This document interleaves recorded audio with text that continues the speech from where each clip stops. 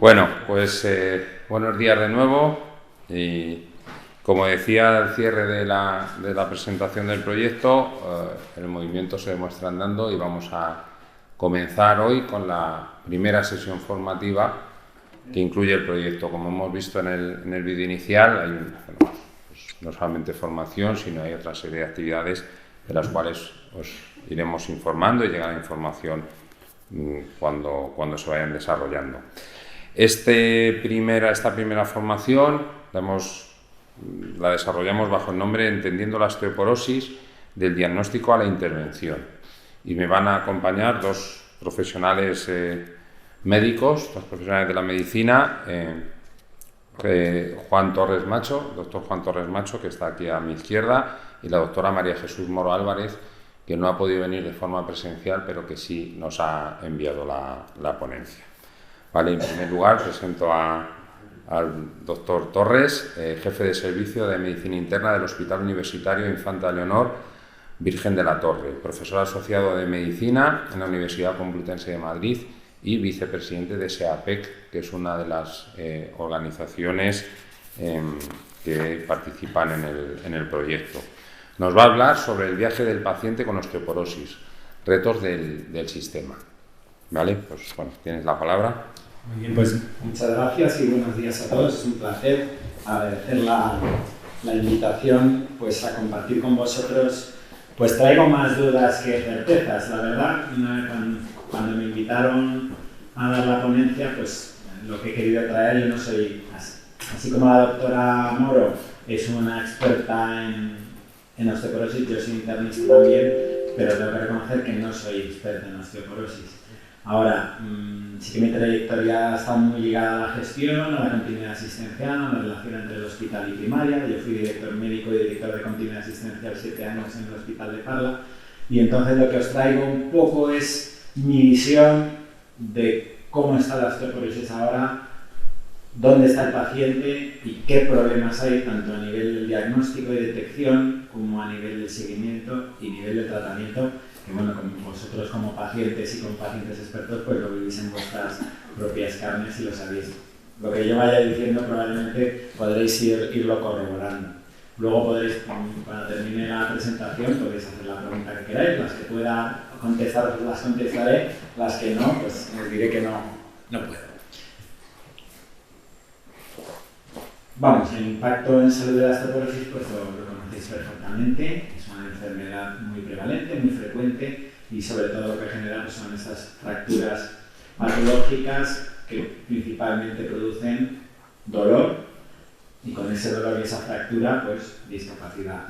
Aquí os traigo algunas cifras específicamente sobre el impacto del dolor en pacientes con osteoporosis en España y veis pues como el número de pacientes es muy importante y la discapacidad que produce también, y sobre todo la calidad de vida, ¿no? En el momento en el que por el dolor, las fracturas, la limitación, pues la calidad de vida pega un bajón y bueno, pues, al ser muchas personas nos encontramos ante un problema de salud pública, ¿no?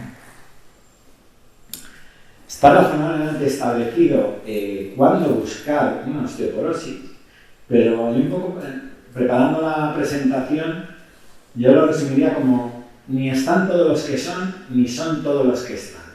Es decir, hay mucha osteoporosis no detectada y luego hay muchos pacientes detectados como potenciales pacientes con riesgo de fractura, pero que probablemente nunca desarrollaron esa fractura. Es decir, que los sistemas, los mecanismos de cómo detectar a quién seguir, a quién tratar, todavía están por mejorar, aunque hay unas guías y bueno, pues aquí os traigo pues a qué población hay que vigilar, a qué población hay que testar, a qué población hay que hacer una densitometría, pero las cosas no están claras del todo. Pero bueno, a día de hoy sabemos lógicamente que el que tiene una fractura por fragilidad hay que investigarle o incluso asumir la propia osteoporosis de primera, pero claro, luego lo veremos, ahí ya hemos llegado tarde. Es decir, lo ideal sería que detectáramos las personas con osteoporosis con alto riesgo de fractura antes de que se fracturen. Luego es verdad que los tratamientos son efectivos, disminuyen el riesgo de una segunda fractura, pero ya con la primera pues se ha perdido calidad de vida, se han perdido muchas cosas, ¿no? Pacientes que tienen riesgos de fractura, bueno, las escalas, la más famosa es el FRAX, tienen sus fortalezas y sus debilidades, las escalas. Luego, pacientes que estén en tratamiento, lógicamente, con fármacos que predisponen a la pérdida de hueso, principalmente los corticoides, los más conocidos. Mujeres con menopausia precoz, enfermedades asociadas, un índice de masa corporal, es una persona que esté muy delgada, los antecedentes familiares y luego incluso algunas sociedades científicas hablan de que hay que testar a todo paciente de edad avanzada, ¿no? ¿Cuál es el problema de esto? Ya lo veremos. Que testando a todo el mundo generas muchos falsos positivos, es decir, gente que o tratas o estás abriéndole pruebas y no tiene sentido. E incluso haciendo esto te dejas a muchas personas que luego tienen la fractura patológica y dices, bueno, ¿por qué la ha tenido si no estaba en esta población? ¿Vale? Es decir, que este es el primer punto que yo creo que la ciencia tiene que seguir avanzando y mejorando. Y os traigo alguna publicación, así relativamente reciente, de grupos españoles. Bueno, tenemos la suerte de que en España estamos bastante bien organizados y hay bastante investigación al respecto. Y tenemos pues que pacientes que tienen una fractura patológica, se ve que un tercio nunca se había sospechado de osteoporosis, es decir, que está infradiagnosticada, y un 60% no tenía tratamiento, es decir, que aunque habíamos detectado osteoporosis en ese momento, no tenía tratamiento. O sea que margen de mejora claramente hay. Luego veremos cómo cómo el sistema se organiza para intentar abordar esto, este infratratamiento y este infradiagnóstico en pacientes que tienen fractura. Pero vuelvo a decir, hay que tener claro que en el momento de la fractura ya hemos llegado. Por tanto, lo que vemos, los pacientes que están diagnosticados y tratados, es un poco la punta del iceberg, ¿no? ¿Y hacer lo contrario? Pues hacer lo contrario tampoco funciona. Es decir, coger a todo el mundo de cierta edad, con ciertas características, y hacerle una densitometría y actuar en base a, o basados en esa densitometría, no son los factores de riesgo, pues se ha visto que también tiene problemas sobre diagnóstico, sobre tratamiento, y se te siguen escapando algunos pacientes todavía. Y bueno, esto es una publicación americana en la que bueno, plantean si merece la pena hacer un screening a toda la población. Y bueno, tampoco las conclusiones son que sea bueno hacerlo de forma masiva. Es decir, que ni quedarnos cortos ni pasarnos.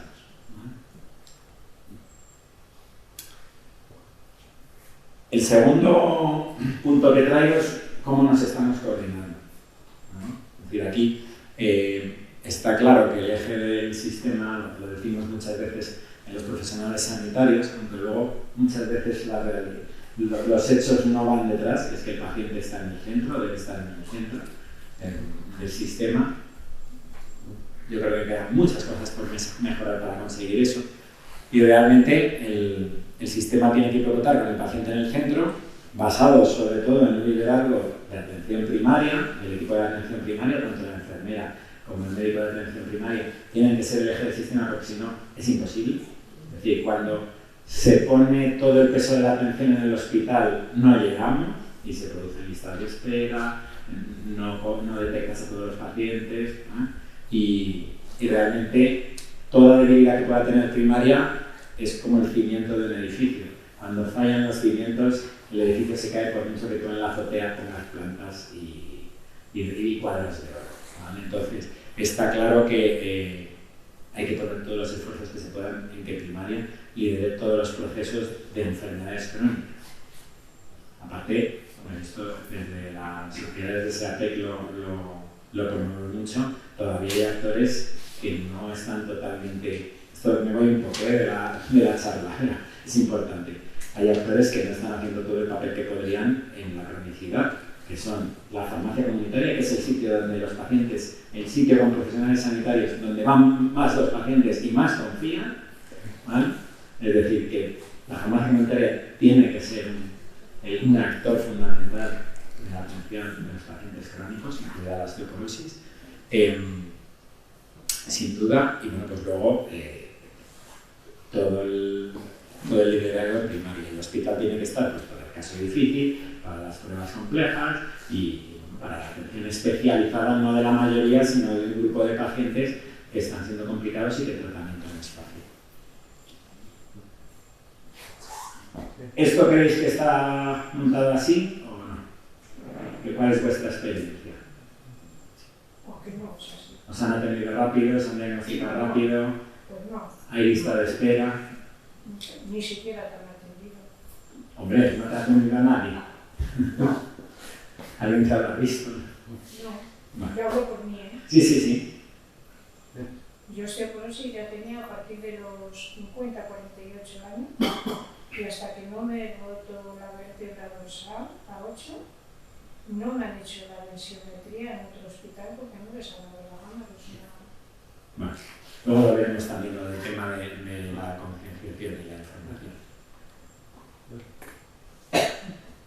¿Dónde parece que sí que nos estamos organizando mejor? Porque esto, bueno, hay una propuesta que yo traía también que es el mapa de cómo se organiza la atención, no lo que vamos a hablar ahora de las FLS, que eso ya afortunadamente se está extendiendo, sino cómo está organizada la atención de la osteoporosis en general en España. Eso sería un trabajo interesante hacer un mapa de cómo están las comunidades autónomas, cómo nos organizamos, si realmente es de la primaria, si esto es una patología que solo vemos en el hospital y lógicamente eso lo que genera es mucha lista de espera porque hay tantos pacientes con osteoporosis que desde el hospital es muy difícil, por mucho recurso que te pongas, por mucho reumatólogo, internista, traumatólogo, es muy difícil. Y bueno, pues esta sería una pregunta que no está en la literatura, por lo menos recientemente, ¿cómo está organizada la atención de la osteoporosis en nuestro país? Lo que sí que parece que va avanzando es el modelo de las FLS, que es, ya vamos a la detección de la fractura y una vez que hay un paciente con una fractura que no se nos escape. Claro, ya lo que faltaba, ¿no? Pero realmente se nos estaban escapando, o se nos están escapando pacientes que venían a urgencias con una fractura vertebral, se le ponía un tratamiento, pero no nos asegurábamos, uno, de un seguimiento y dos, de que se le ponía el tratamiento adecuado para evitar una segunda fractura. Por eso hacen pues el concepto de las FLS, que pues, afortunadamente en España cada vez hay más áreas de salud que nos vamos organizando en este sentido, que básicamente en ese nombre de Fracture Liaison es tan fácil como que nos coordinemos todos los profesionales que atendemos esta enfermedad y bueno, pues que no se nos escape ningún paciente que tras una fractura pues no se quede en el limbo, sino que entre en un circuito de detección, de diagnóstico, de tratamiento y de seguimiento. Y bueno, aquí cada área de salud, cada hospital y sus centros de salud se organizan de una manera. Este es un ejemplo de Andalucía que está publicado y bueno, pues lo que hacemos los profesionales es nos organizamos. Oye, desde urgencias, si la urgencia de una fractura vertebral o una fractura por fragilidad le da un botón y ese paciente ya queda identificado, hay una enfermedad gestora que dependiendo de las características pues lo lleva a atención primaria, lo lleva a medicina interna, a reumatología, a geriatría, dependiendo un poco del perfil del paciente, pero ya no se nos escapa, se hace una evaluación completa, se pone un tratamiento de la forma más precoz posible y se hace un seguimiento. Esto pues ya ha demostrado que tiene un efecto muy positivo en los pacientes que han tenido una fractura por fragilidad y parece pues, que este modelo poco a poco se está extendiendo afortunadamente por todo nuestro país, es un modelo internacional también, es decir, que es casi digamos, mundial como se organiza, luego cada área se organiza como puede, pues, con los recursos que tiene, pero vamos, sí. ¿Cuántos hospitales hay las unidades de las FLS? Pues me pillas, te lo puedo mirar y me pillas pero bastantes, bastantes. Vale. Mira, esa es una muy buena pregunta y la miraré pero no te puedo responder. Pero vamos, es una iniciativa bastante extendida, pero es una muy buena pregunta para saber cuántos quedan por organizar. Pero vamos, esto que parece tan fácil, que es comunicarnos y interaccionar, en la realidad no es fácil. De hecho, claro, lo que os he contado yo de que yo fui director de continuidad asistencial 7 años es una figura para que se comunique el centro de salud y el hospital. Porque hay muchos sitios que no tenemos ni el mismo sistema, muchas comunidades autónomas no tenemos ni el mismo sistema de información, ni el mismo programa informático. Entonces, ahí hay un camino por recorrer de que nos conozcamos y nos comuniquemos, porque se ha visto que eso salva vidas, que detecta pacientes y que hace que estéis bien atendidos, ¿no? Pero curiosamente, bueno, eso que debería ser de serie del sistema, pues no, hay una distancia muy grande, ¿no? Y como os digo, bueno, sin saber cuántos hay en España, que lo miraré, bueno, pues sí, lo que se ha demostrado es que se detecta más, se trata más y evitas una segunda fractura, claramente, ¿no? Una segunda tercera fractura. Y como lo bueno de esto es que nunca es tarde, es decir, llegamos tarde, pero claro, el impacto de evitar una segunda o tercera fractura es importante también. Debemos ser ambiciosos en intentar ir a evitar la fractura por fragilidad, pero eso le queda camino. Con respecto al tratamiento, esto que siempre lo dejamos para el final es lo más importante, es la educación a toda la sociedad de que hay una serie de factores que evitan el desarrollo de este proceso, por lo menos lo retrasan. Quizá evitarlo, porque en el fondo va pasando los años y al final es como el riñón, va dejando de funcionar, pero lo puedes cuidar para que te llegue muy tarde o no te llegue y te mueras de otra cosa, ¿no? Que son básicamente la dieta mediterránea, con calcio, con lácteos, ¿vale? Tomar el sol, la vitamina D por boca, por mucho que la pongamos, hace sus cosas, pero poco, y es mucho mejor salir a dar un paseo y estar al sol, ¿vale? Los hábitos tóxicos, sobre todo no fumar y no beber alcohol, y la actividad física. Los dos fármacos más potentes para todo, enfermedades cardiovasculares, cáncer, osteoporosis, son la actividad física, la que sea, aunque uno puede, mejor 100 pasos que cero, ¿no? Lo ideal es 150 minutos semanales de actividad aeróbica, anaeróbica, pues pasar rápido, un poquito de pesas, pero si no se puede, lo que sea, y la dieta mediterránea. Esos dos fármacos, esos dos tratamientos, tienen un impacto mucho mayor que cualquiera de los fármacos que comento. Lo que pasa es que bueno, pues no son tan populares porque hay que echarle ganas, hay que tener unos hábitos saludables, ¿no? Pero vamos, este es el elemento clave.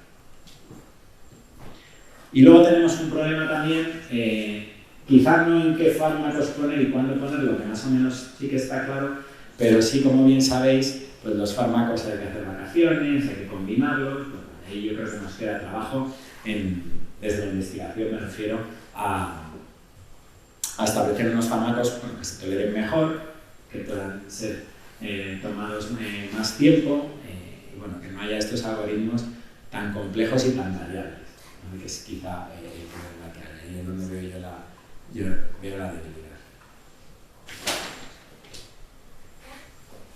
¿Y a futuro qué debería surgir? Pues tratamientos, un poco lo que yo pongo el equivalente que he comentado antes con lo que está pasando en el riñón. En el riñón, bueno, pues cuando van pasando los años se van perdiendo las células del riñón, las nefronas, las unidades que funcionan, y uno va perdiendo la función del riñón. Entonces, sí que están surgiendo una serie de fármacos que lo que hacen es retrasar esos fármacos bien tolerados, que se toman todos los días, son pastillas bien toleradas, seguras, y que parece que van a retrasar eso, como una píldora de la juventud.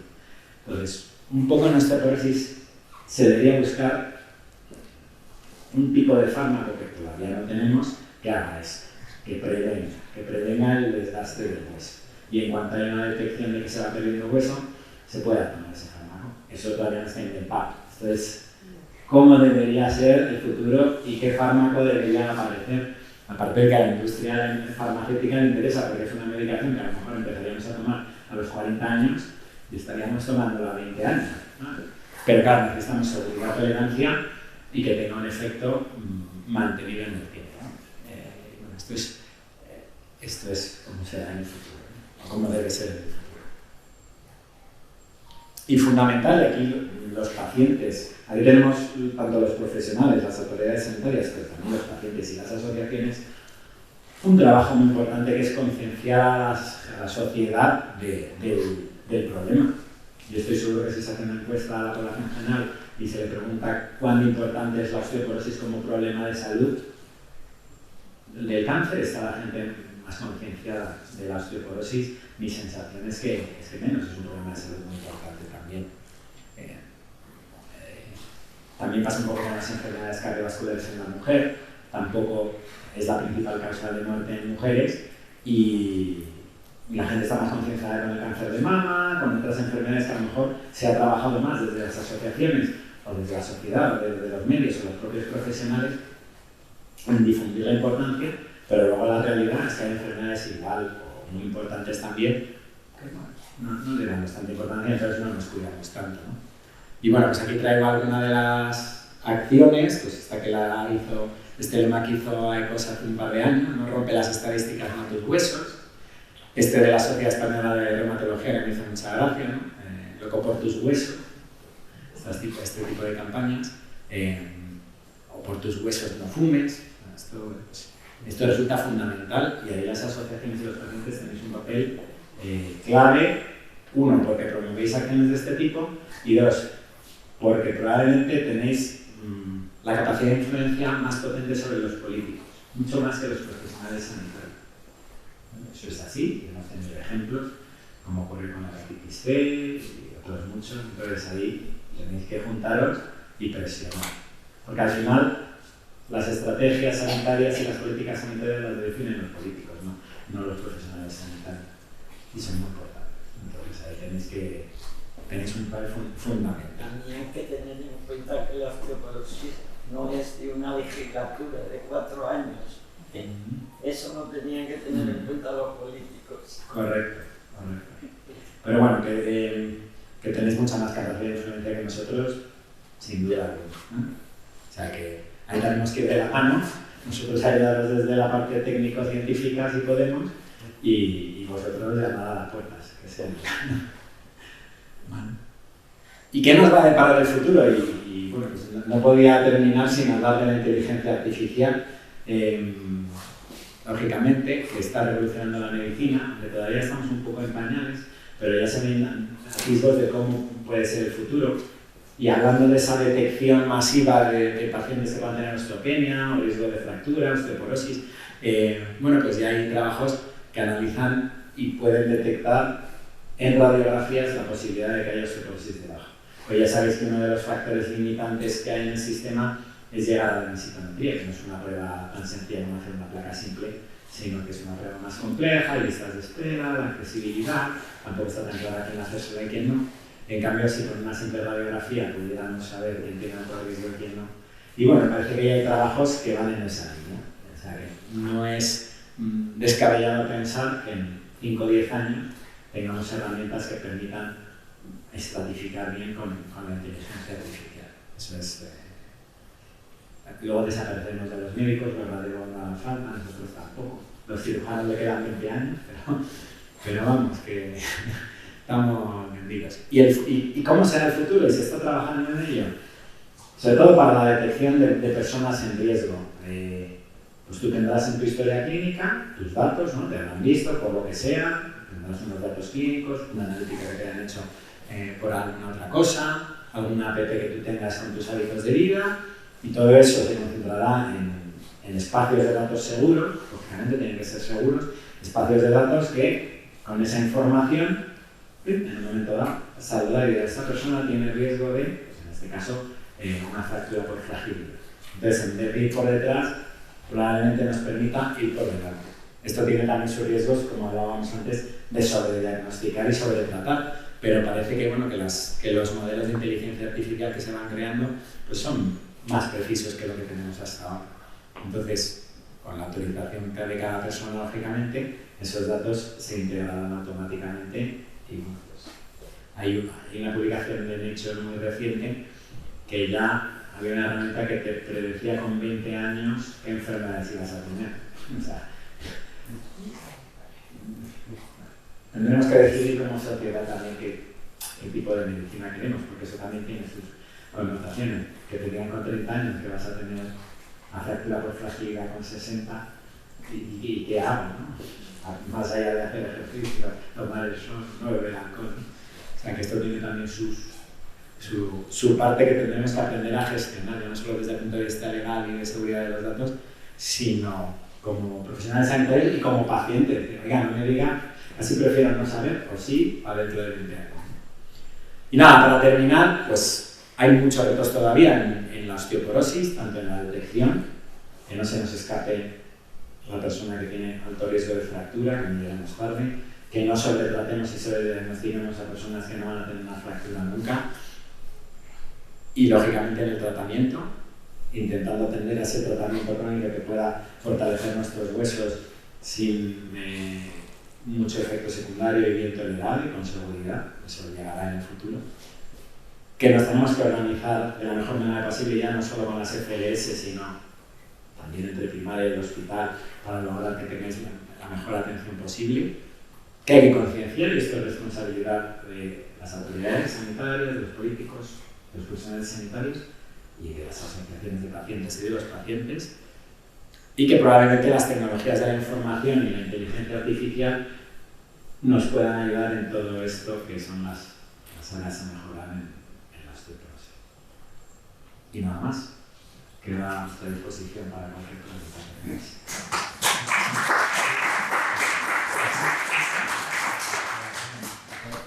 Le quería preguntar en cuanto al tema de la vitamina D y tomar el sol, ¿qué parámetro de tiempo se puede decir que es apropiado para eso? Es decir, ¿cuántos minutos, semanas? Muy buena pregunta. Hombre, el que se pueda, esto es una actividad física, mejor 5 minutos que 0, pero vamos, si se puede hacer de forma diaria, tampoco hace falta una gran exposición, entre 20 y 30 minutos, un paseo. 15 o 20 minutos diarios es válido. Vale, y otra pregunta que le iba a hacer, en cuanto al tema de los tratamientos, los fármacos, bueno, tenemos los fármacos propios vamos a hablar, de los laboratorios químicos, y también te encuentras que hay en el mercado, no sé, algunos regulares, tratamientos que llaman como naturales. ¿Qué experiencias han podido tener o algo alrededor de todo eso? A ver, específicamente en osteoporosis, como he dicho al principio, no soy experto y no te puedo decir. En general, como médico, todo lo que es herbolario, primero, hay poca evidencia científica, así que con los fármacos se hacen ensayos clínicos y se ve el efecto real que tienen. Además, en eso la ciencia es muy rigurosa y pues, cuando sale un buen ensayo clínico de un buen fármaco, tú sabes qué efectos va a tener. En los productos materiales no tienes esa información. Y luego, yo lo que sobre todo soy muy exigente es que sea algo seguro, que no tenga efectos secundarios, no crear un problema mayor. Si algo es inocuo, que lo tome el paciente o no, pues da un poco igual. Hay un efecto placebo positivo también. A ver, yo no voy a promover los tratamientos alternativos así por así, pero es verdad que, por ejemplo, hay algún tipo de fármaco que es inocuo, no hay mucha evidencia, el paciente dice, no, es que yo lo tomo y me encuentro mejor, pues yo le digo, pues tómatelo, si es inocuo. Hay dudas de si funciona o no, pero tú tienes que evidenciar que funciona, hay que utilizar el efecto placebo a favor nuestro, por supuesto. Pero sobre todo lo que hay que exigir es que sea seguro y que no haya interacción con nada, ni con fármacos, ni que vayas a tener un efecto secundario por esa hierba que te dan. Más allá de eso, pues no hay mucha información, pues bueno, ahora si el paciente se encuentra tan mal que necesita algo más y es algo seguro, pues bueno, no sé si luego habré dicho alguna verdad, pero yo sobre todo lo que exijo en tratamientos de herbolario es que sea algo seguro, asegurarte de que no vas a tener ningún problema. Y luego más allá de eso no hay mucha evidencia, es como la homeopatía, no hay ninguna evidencia. Está promovida por algunas sociedades, algunos entes, sí, pero no hay ninguna evidencia de que funcione. Ahora, que si no, pues ya no te puedo obligar a que no te lo tomes. Pero una osteoporosis severa cuando ya los inyectables máximo 2 años, ¿por qué máximo tiene que ser 2 años? ¿Porque tienen efectos secundarios? Claro, ahí incluso se ha visto que hay riesgo de que si lo mantienes de forma continua pueda haber fracturas por el propio fármaco. Entonces, eso está muy protocolizado para conseguir no hacer daño. Se sabe que es muy beneficioso durante un periodo y luego pues, hay diferentes alternativas. Por eso digo que eso todavía está definido, pero todavía no tenemos clarísimo del todo qué es pues, los descansos, el cambio de fármaco, pero lo que es, si hay un dato de que un fármaco, si tú lo pones 1 o 2 años, es muy beneficioso, pero si lo prolongas hay riesgo de fractura, pues entonces tienes que dejar un descanso, modificar.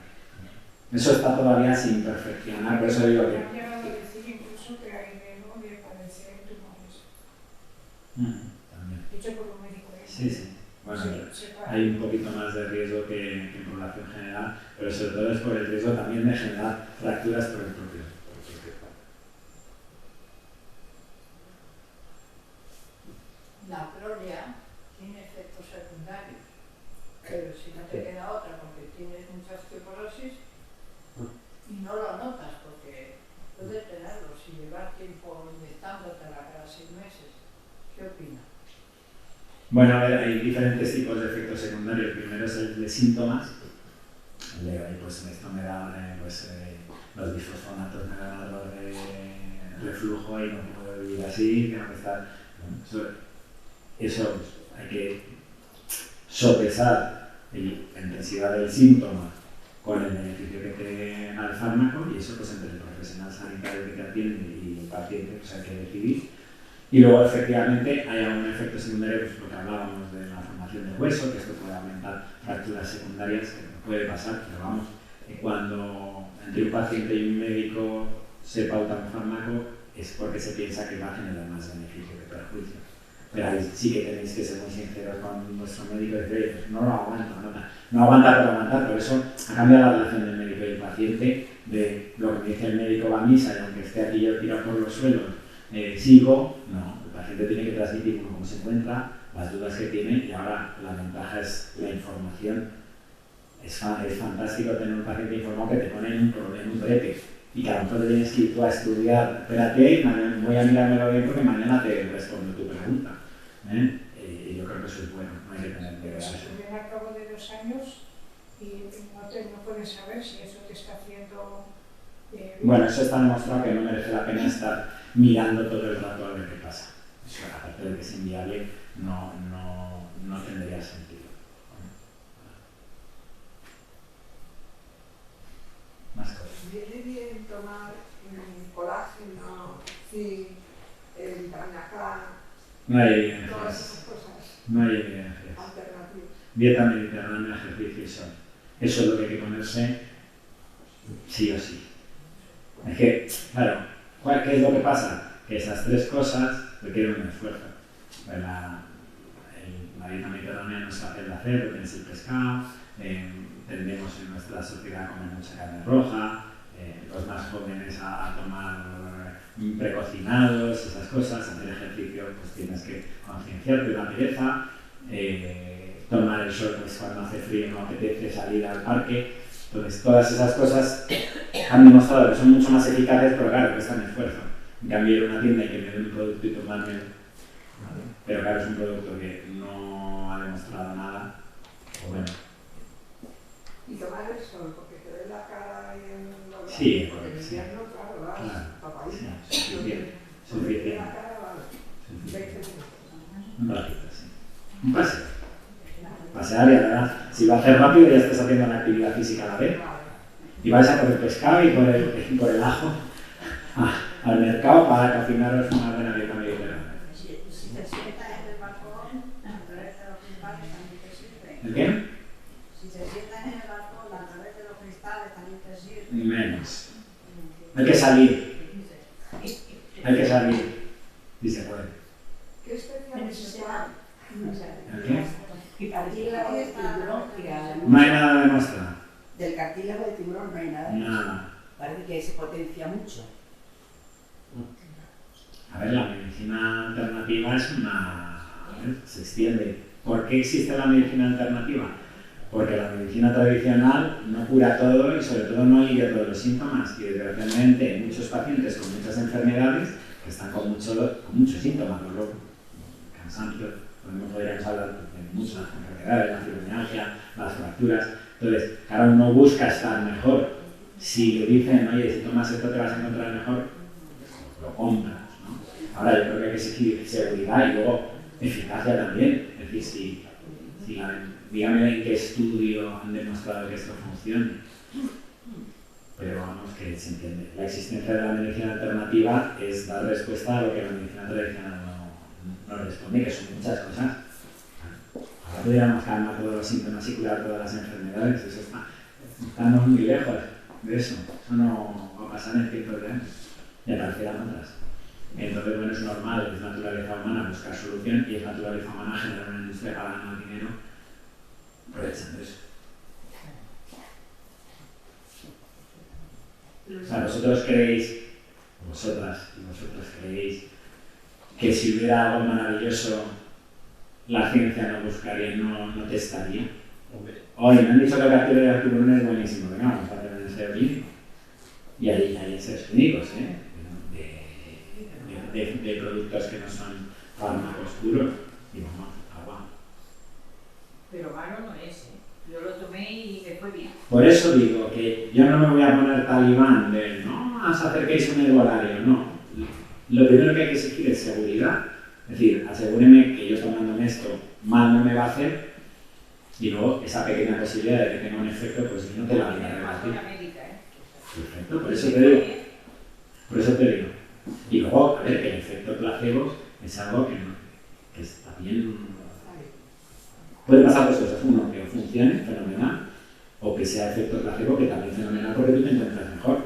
Pues son días, ¿no? El efecto placebo no existe para una enfermedad real. Existe siempre. El efecto placebo es fantástico porque nuestra mente tiene capacidad de... Hay una parte de cómo nos encontramos, de qué esperanza tenemos, de qué estado de ánimo tenemos, que es analgésica. Eso también hay que explotarlo. Es muy difícil. Anímate, que me estás en el dolor ahí. Pero realmente hay una parte del poder de la mente que está asociado, es decir, cuerpo y mente es lo mismo. Se partió para entenderla al ser humano en la antigua Grecia, pero vamos, el que está triste le duele más y el que le duele mucho se pone más triste. ¿Qué es antes? Se vuelve la gallina, me da igual, pero realmente no podemos separarlo.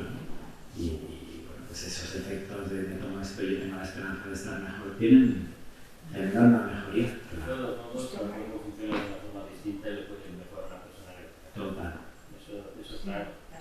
Estudiaré más a Hammer entonces. La alimentación es lo mejor. Vamos, eso no. Es lo que está demostrado. Y el salir también al exterior y animarte y todo, más que la medicina también, y hace a veces. Y luego además,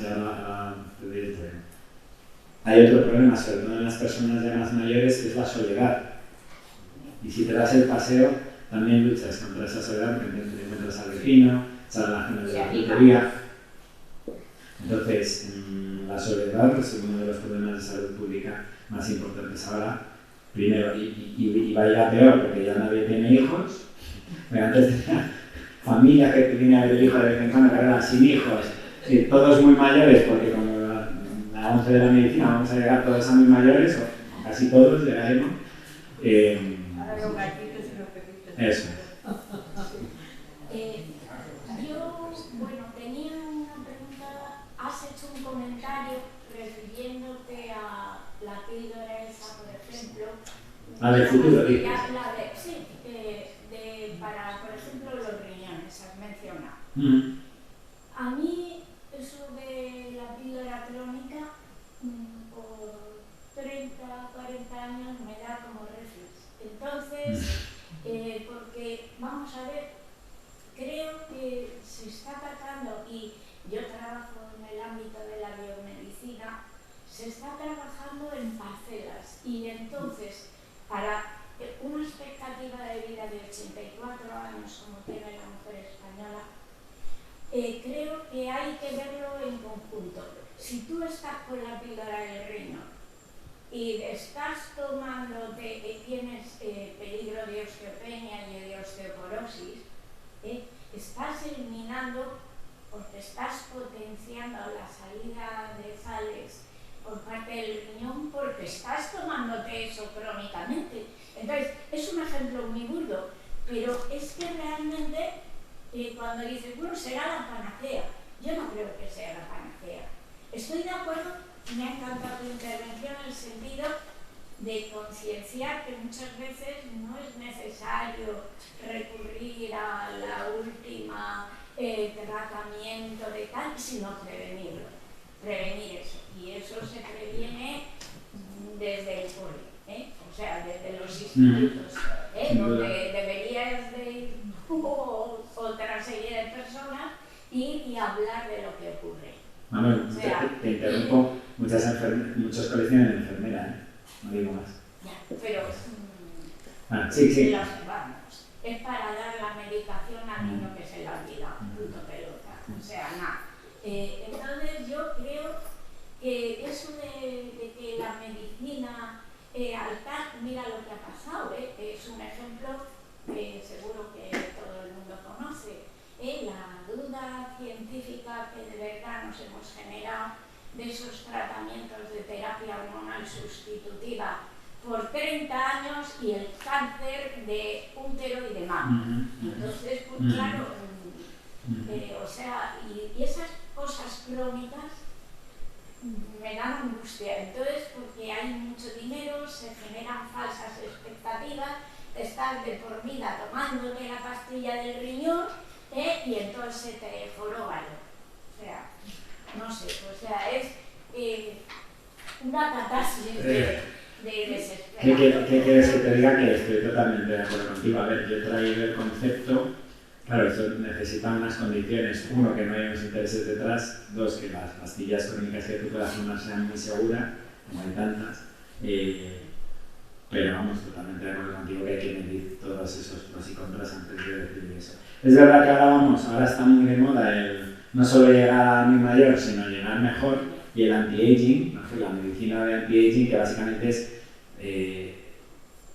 cuidar lo vascular, los vasos. La edad son los vasos sanguíneos, porque tanto el Alzheimer como la enfermedad cardiovascular están relacionadas con el vaso, con cómo de joven tienes el vaso. Tú te haces una ecografía y ves si tienes aterosclerosis o si el vaso está como cuando tenías 15 años, ¿no? Y eso condiciona la juventud. En ese sentido, cada vez, por ejemplo, los cardiólogos van más a favor de que el nivel de colesterol malo, el LDL, esté cada vez más por debajo y cuanto antes mejor para prevenir el desarrollo de aterosclerosis. Sería un ejemplo. En nefrología hay un momento en el que tu riñón, al perder nefronas y al funcionar peor, echas proteínas por la orina, pues parece que ese va a ser el momento en el que empezar a tratar eso, pero lo has dicho perfecto, todas esas formas de hacer medicina preventiva, aunque son tratamientos, tienen unos contras que los has enumerado mucho mejor que yo. O sea que, totalmente de acuerdo. Una muy buena reflexión. Bueno, habrá que decidir y como sociedad saber cuándo nos están intentando engañar y decir por aquí no, y cuándo parece razonable y queremos ser jóvenes y bellos. Pero vamos, repito, dieta mediterránea y ejercicio es la elixir de la juventud. Es el verdadero elixir. ¿Qué especialista debe tratar la osteoporosis? ¿Un reumatólogo, un inflamatólogo, un internista, un geriatra? Buena pregunta. Básicamente, lo primero sin duda es nos tenemos que organizar para primero que nadie se quede fuera y que no haya duplicidades. Y luego, dos, hay claros perfiles, pues la fractura de cadera en una persona de 95 años, pues parece razonable que vaya al geriatra, un paciente con enfermedad reumatológica asociada, pues parece razonable que vaya al reumatólogo, un paciente con una enfermedad compleja, muchas enfermedades, en la osteoporosis en hombres que tienen muchas causas por detrás, pues parece razonable que lo vea el internista, que sea el director de orquesta, el médico de atención primaria y el equipo de atención primaria, y luego, dependiendo de los recursos que tú tengas en donde vives, a lo mejor en tu hospital tú vives yo qué sé, en un pueblo de Aragón, y lo que tienes es un hospital donde solo hay un internista, solo hay un geriatra o solo hay un reumatólogo. Pues lo importante es organizarnos y que no nos dupliquemos, ni que nos coordinemos y que nadie se quede fuera.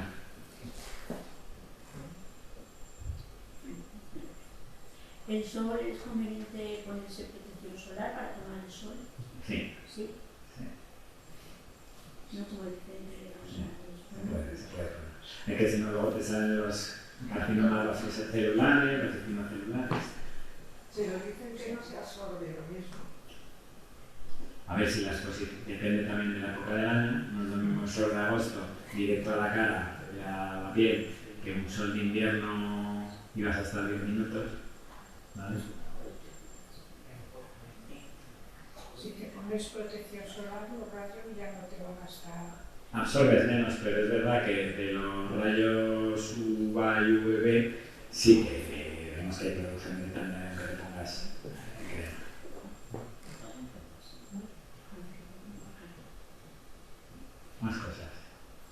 Yo quería preguntarte, a nivel de, por ejemplo, los especialistas de ginecólogos, que muchas veces mandan densitometrías antes que reumatología, traumatología, el papel que tiene el ginecólogo en ese triaje, muchas veces la atención primaria al ginecólogo, en esos equipos multidisciplinares como las FLS, ¿está integrado el papel del ginecólogo? Sí, claro.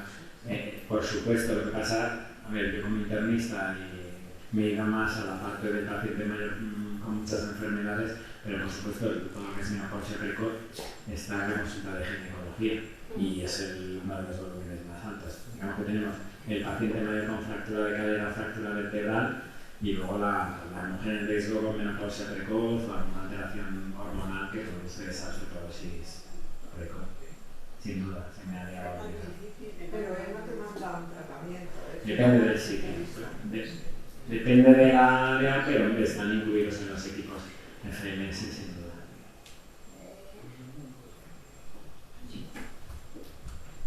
Además la audiencia es más el perfil veterano, es medio además. Muy bien, pues nada, ¿Alguna pregunta? Vale, pues muchas gracias.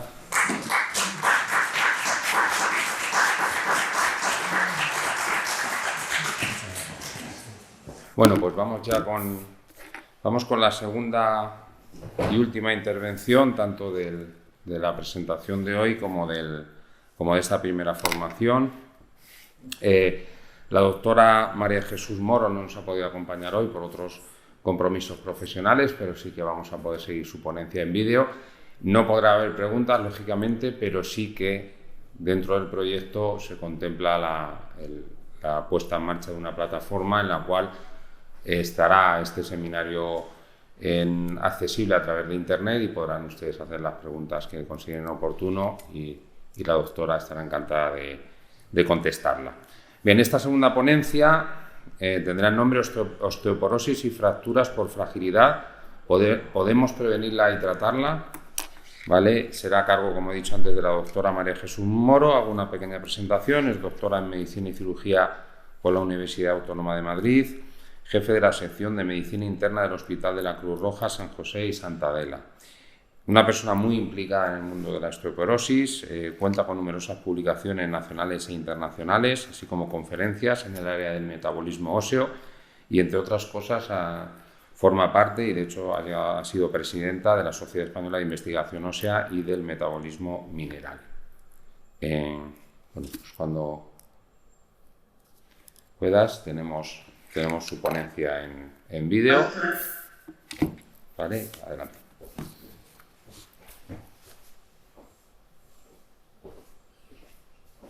La doctora Moro, del Servicio de Medicina Interna y de la Unidad de Osteoporosis o Metabolismo Óseo del Hospital de la Cruz Roja de Madrid.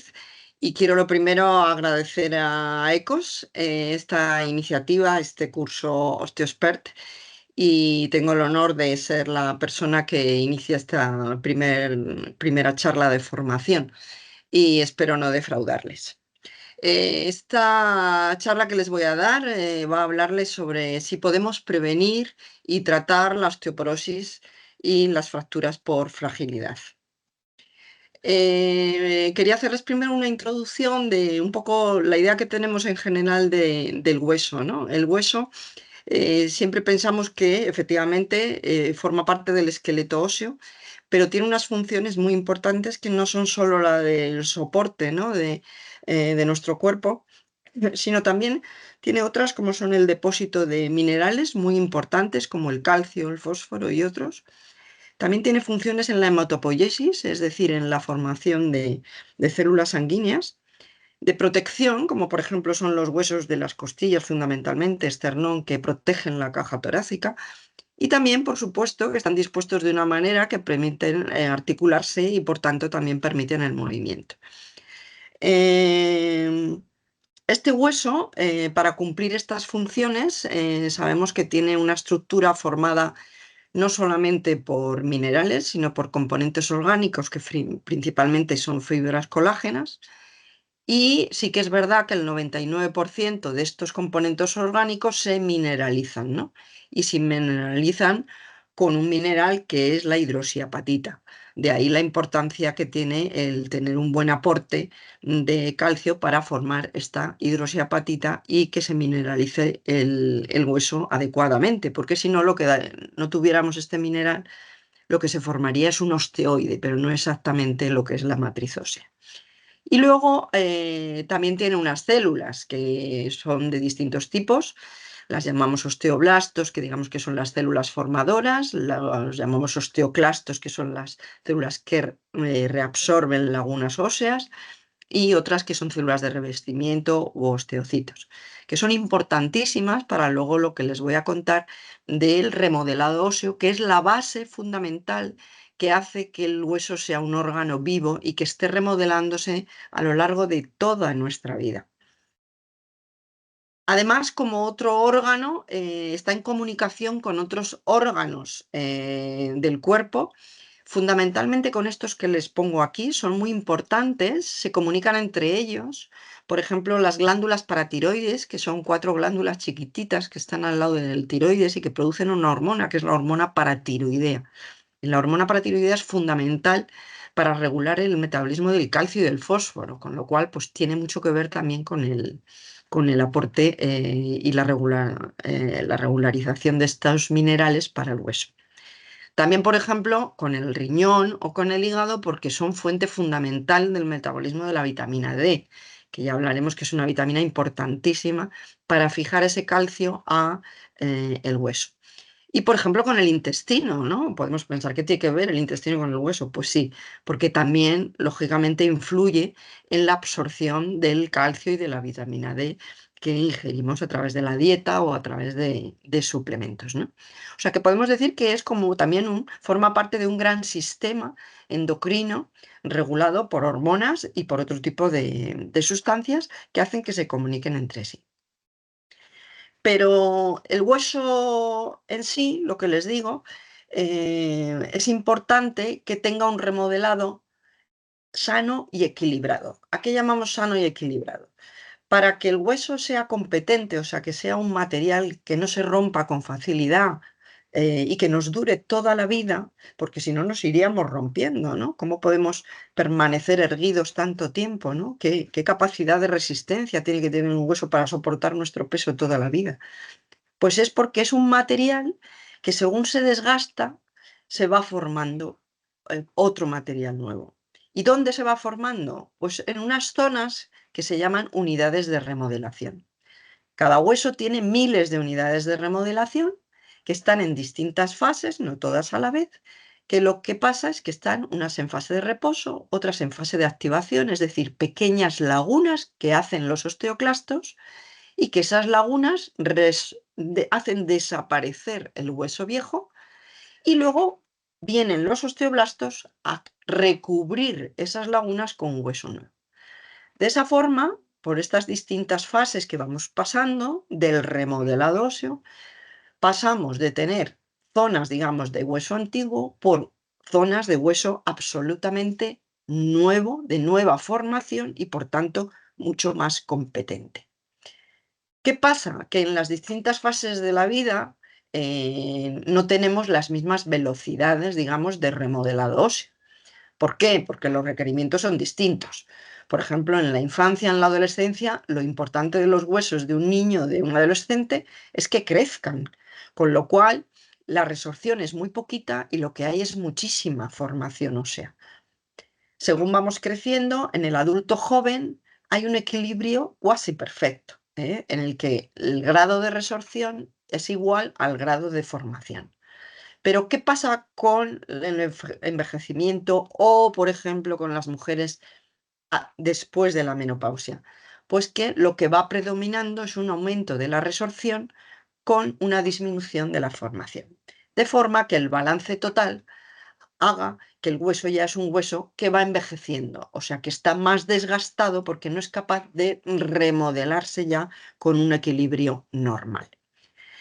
Por tanto, un poco es transmitirles que el hueso es un órgano dinámico y que tenemos dos tipos de huesos. Siempre cuando hemos dicho, pues lógicamente tenemos huesos largos, como es el hueso del fémur, pero tenemos otros huesos que son planos, como los del cráneo, o huesos, digamos, como las costillas, o que son diferentes, ¿no?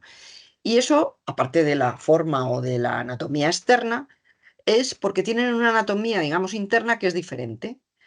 Y eso se denomina dos tipos de hueso: hueso cortical y el hueso trabecular.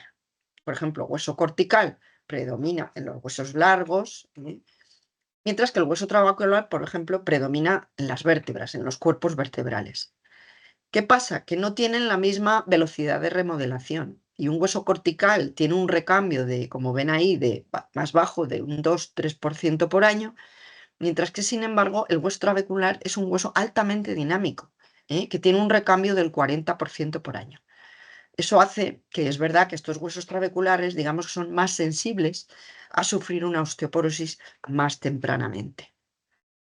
Y entramos ya en lo que es la osteoporosis. ¿Por qué se llama así? Pues obvio, por eso les pongo esta foto. Porque el hueso porótico tiene más poros. Se van perdiendo tejido óseo, con lo cual las trabéculas se van rompiendo y entonces tenemos más espacios en los que no hay hueso, o sea, hay más agujeros, hay más poros. De ahí viene el nombre de osteoporosis. Y la definición que compartimos ya desde hace años, que nos dio la OMS en el año 2000, no ha cambiado. La definición de osteoporosis lo que nos dice es que es un trastorno esquelético caracterizado por un compromiso de la resistencia ósea que predispone a un incremento del riesgo de fractura. Es decir, la osteoporosis lo que produce es una disminución de la resistencia ósea y la consecuencia de esta disminución de la resistencia va a ser la aparición de fracturas. Luego, la enfermedad se manifiesta por fracturas. ¿Y esta resistencia qué ocurre en la osteoporosis? ¿Por qué? ¿Qué es la resistencia?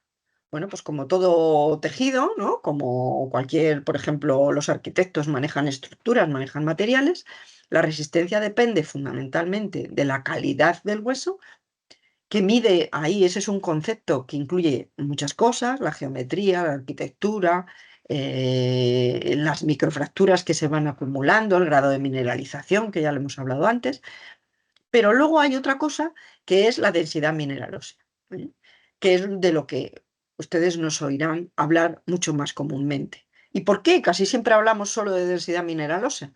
Pues porque es lo que medimos por la densitometría. Es la técnica que tenemos para medir la osteoporosis, es la densitometría, pero que sepamos que la densitometría solo nos mide la densidad mineral ósea. Y nosotros sabemos que en la osteoporosis hay más cosas, ahí está la calidad, y sobre todo esta destrucción de la arquitectura normal de un hueso, de la microarquitectura, ¿no? Pero bueno, este esquema que les pongo aquí creo que es sencillo y es importante para entenderlo. Hemos hablado de la alteración del remodelado óseo, que es la base patológica de la enfermedad. Esto nos lleva a un cambio, entre otras cosas, de la densidad mineral ósea que medimos por densitometría, y nos lleva a unos síntomas de la enfermedad que realmente son la fractura. Y eso sí que lo podemos ver también, lógicamente, por una radiografía, por ejemplo, o por una resonancia. En resumen, que la disminución de la masa ósea acompañada de un deterioro de la microarquitectura es lo que provoca la fragilidad del hueso y el aumento de riesgo para sufrir fracturas. Eso es la osteoporosis.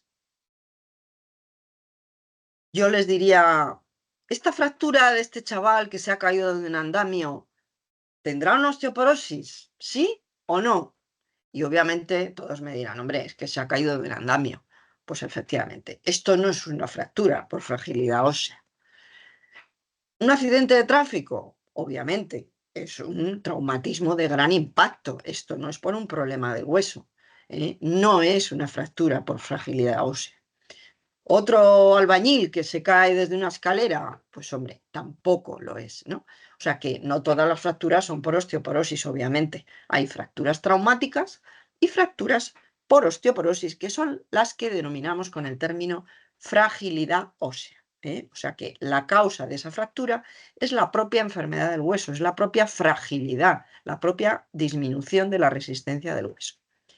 Y eso, médicamente, cuando preguntamos a los pacientes en la consulta, siempre interrogamos, ¿cómo se ha caído usted? ¿Se ha caído desde la misma altura, no desde una escalera?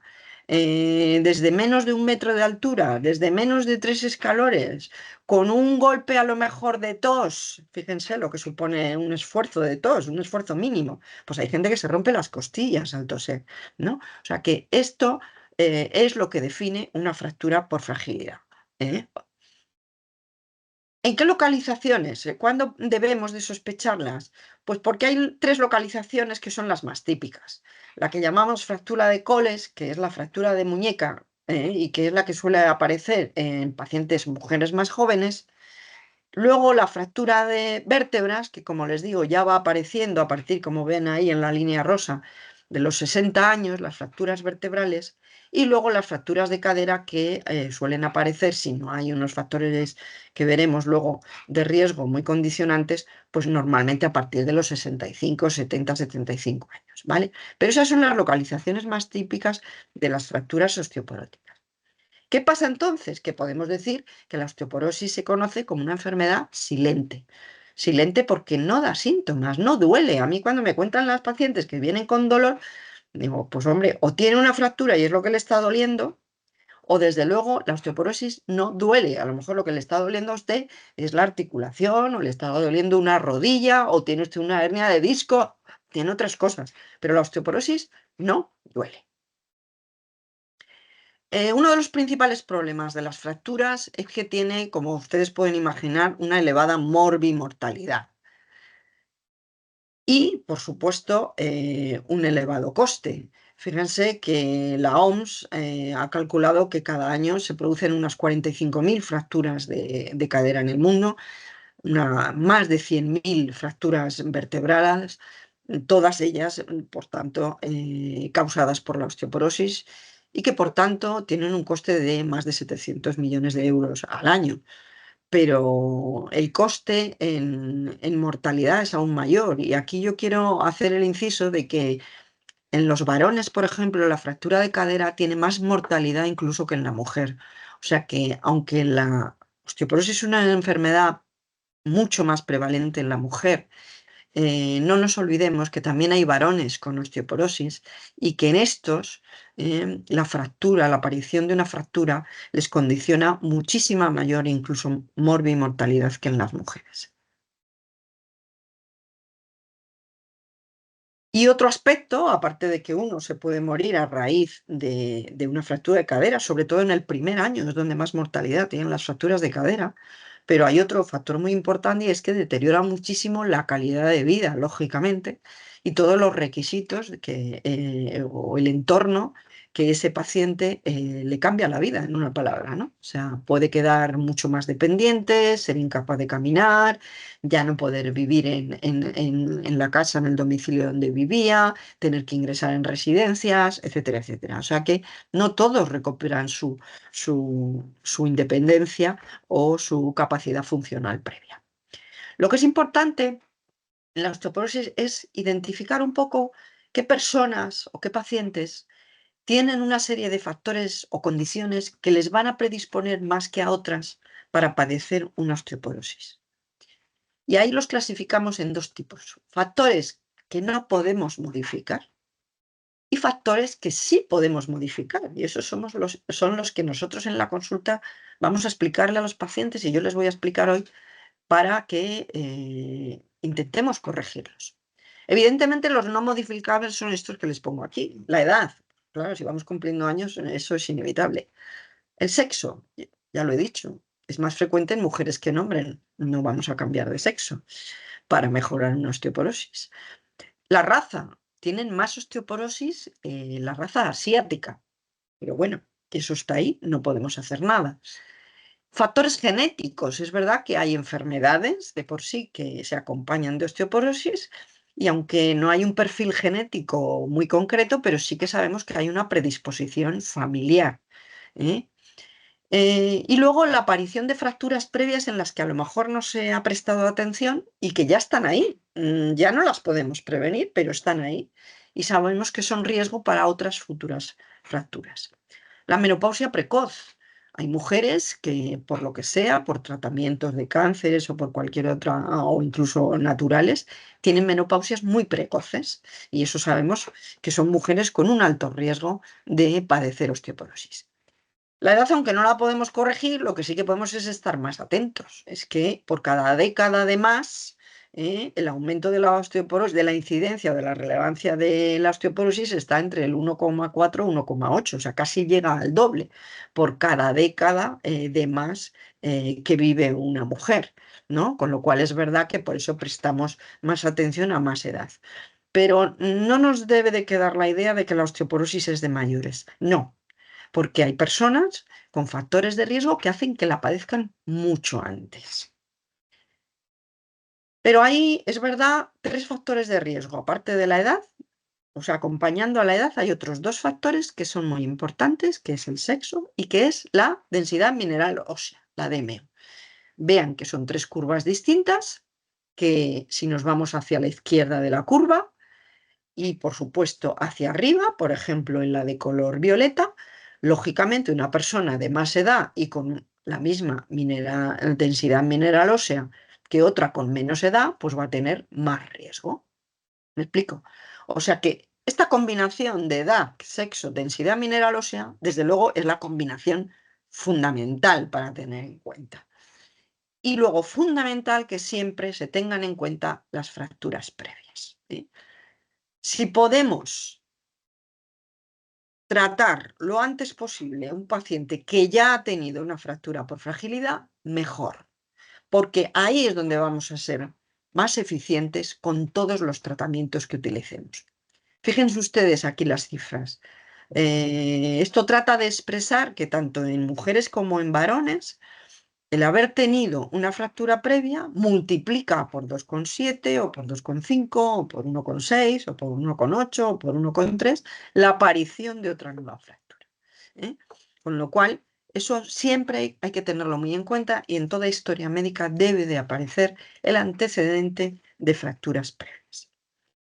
¿Y cuáles son modificables? Bueno, pues son modificables esto, pues por ejemplo, factores nutricionales. Una persona pues, que tiene una anorexia nerviosa y tiene un bajo peso, un bajo IMC, hay que tratar de corregirlo, o una desnutrición importante por una enfermedad inflamatoria intestinal, o porque simplemente hace una dieta pobre en determinados nutrientes, déficit de calcio, déficit de vitamina D, etcétera.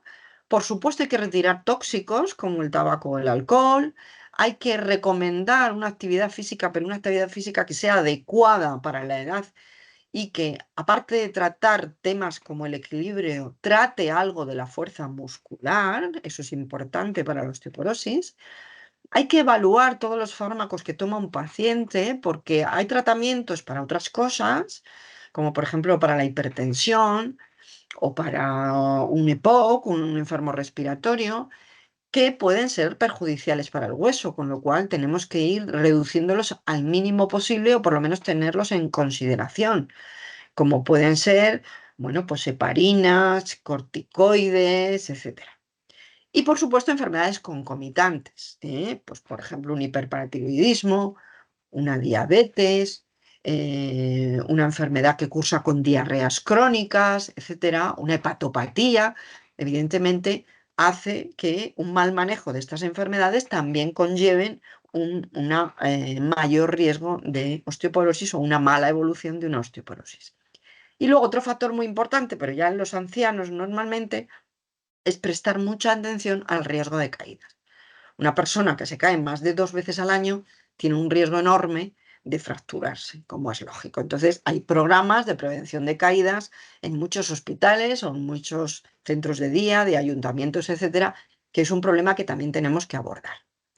Todos estos factores de riesgo que yo les digo, muchas veces incluso podemos medirlos en escalas, Y en la consulta, pues pasamos escalas, como esta que les pongo ahí arriba como ejemplo, que es la escala FRAX, que nos pueden incluso, metemos en cada casilla pues la edad del paciente, si fuma o no fuma, si tiene alguna enfermedad, los valores de la densitometría que tiene, etcétera, y son calculadoras que nos calculan exactamente en porcentaje qué riesgo de fracturarse tiene un paciente a 10 años, ¿no?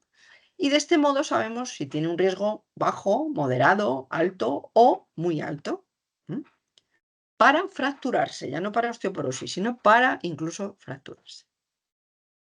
Entonces, ¿cómo diagnosticamos la osteoporosis? ¿Cómo la tratamos? Pues como toda enfermedad empezamos por unos análisis normalmente. La historia ya la hemos hecho con todos estos factores que yo les he dicho, ya nos hemos hecho idea de cuál es el riesgo del paciente, sus condiciones médicas, sus tratamientos concomitantes, etc. Y hacemos un análisis. ¿Hay algún análisis que nos dé el diagnóstico de osteoporosis? No, no, podíamos no hacerlo. ¿Pero para qué hacemos análisis en la osteoporosis? Pues primero, por dos cosas. Primero, por descartar que no haya otra enfermedad, por ejemplo, una enfermedad celíaca en un joven, que sea la causa de la osteoporosis.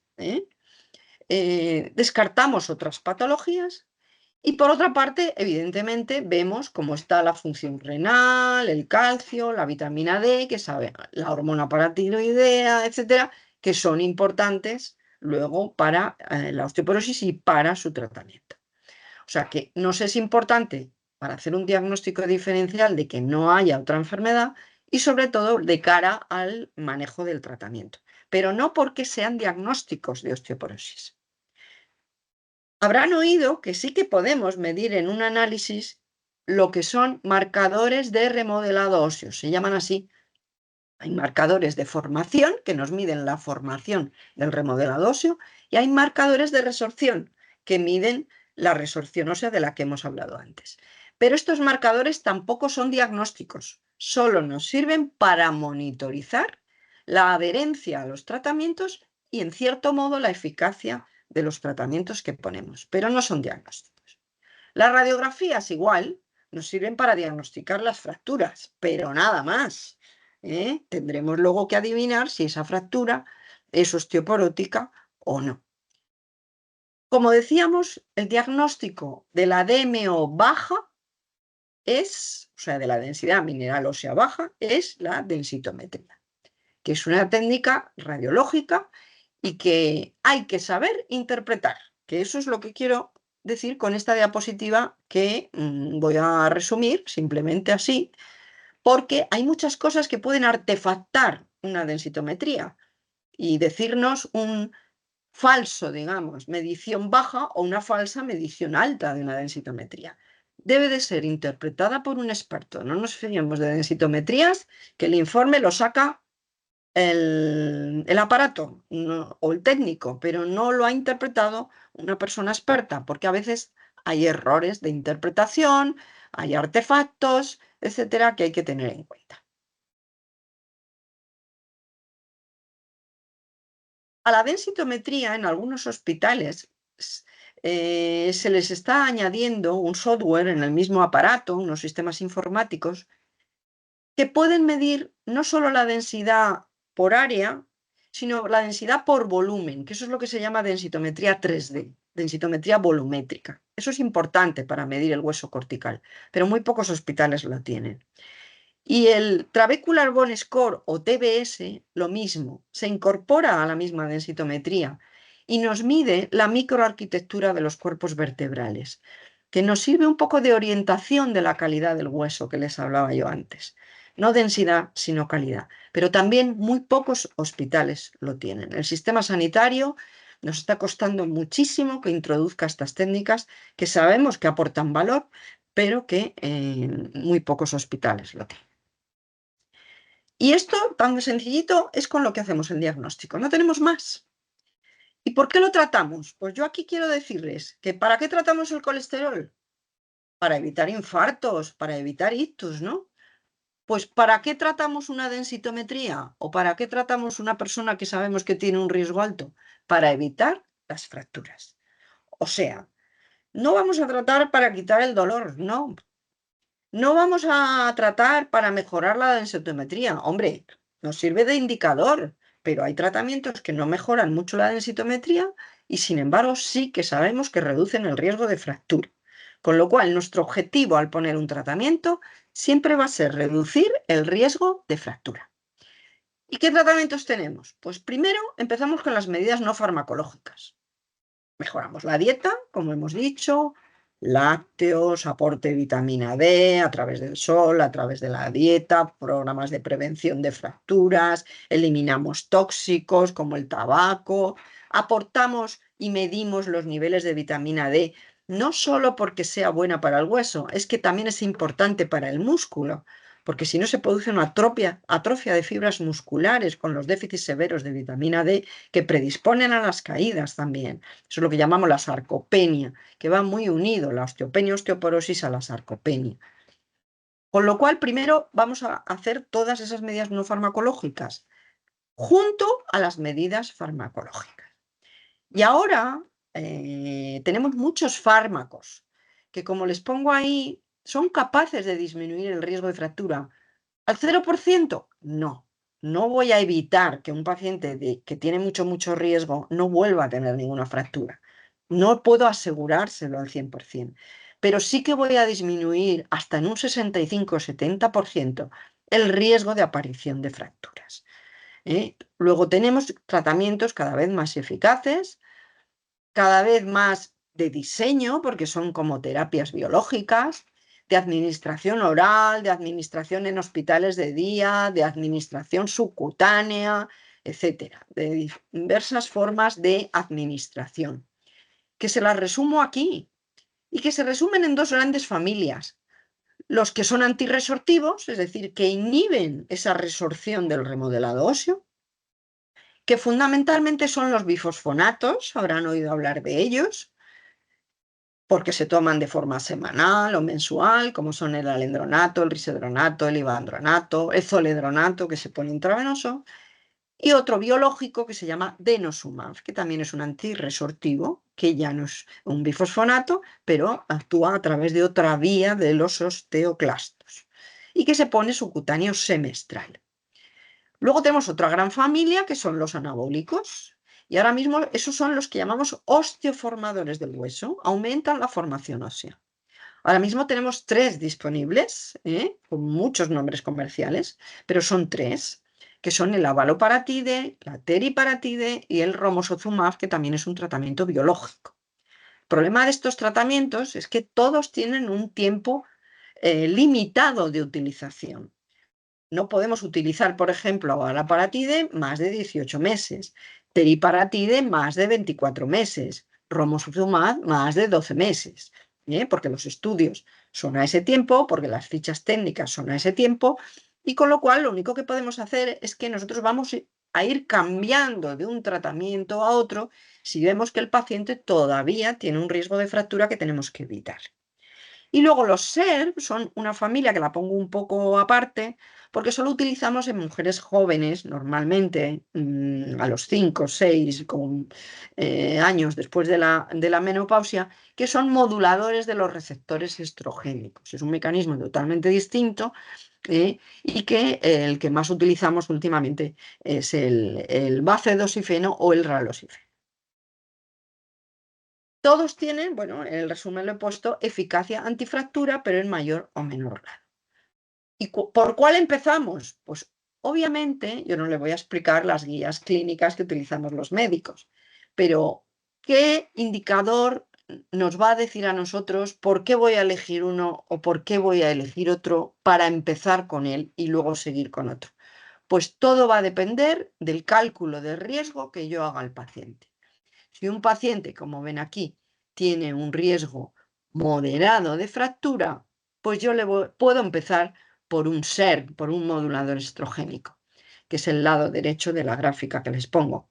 Si me voy al lado izquierdo, al lado contrario, si yo tengo un paciente con un riesgo muy alto de fractura, es decir, pues, por ejemplo, aquel que ya ha tenido más de 2 fracturas vertebrales o que ha tenido una fractura de cadera y una densitometría muy mala, o que tiene una densitometría ya malísima con T-scores por debajo del menos 3,5, pues lógicamente voy a empezar primero con un osteoformador, ¿vale? Y eso es un poco el resumen, el esquema de lo que es la osteoporosis, lo que es el remodelado y la resistencia ósea, lo que son los factores de riesgo, que es importantísimo para identificar a los pacientes que pueden tener la osteoporosis y por lo tanto hacerles un estudio completo metabólico óseo, en qué consiste el estudio y el diagnóstico de la osteoporosis, cuáles son los factores de riesgo de más peso para tener en consideración, sobre todo a la hora de elegir los tratamientos que hoy en día ya tenemos tan eficaces y sobre todo que hay que conocer y manejar según el perfil o las características de los pacientes. Pues muchas gracias. Con esto hemos acabado y espero que les haya sido asequible la presentación para entender esta enfermedad, que se trata, al fin y al cabo, de mantener una buena salud ósea a lo largo de nuestra vida, no solo desde la menopausia, no vamos a hablar de las juventudes, pero sí a lo largo de esos momentos que son donde más declives o más disminuye la densidad mineral ósea. Muchas gracias.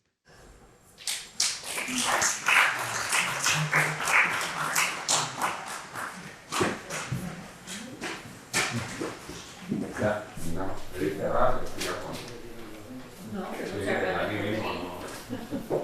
A todos, muchas gracias por venir. ¿Qué vamos a decir?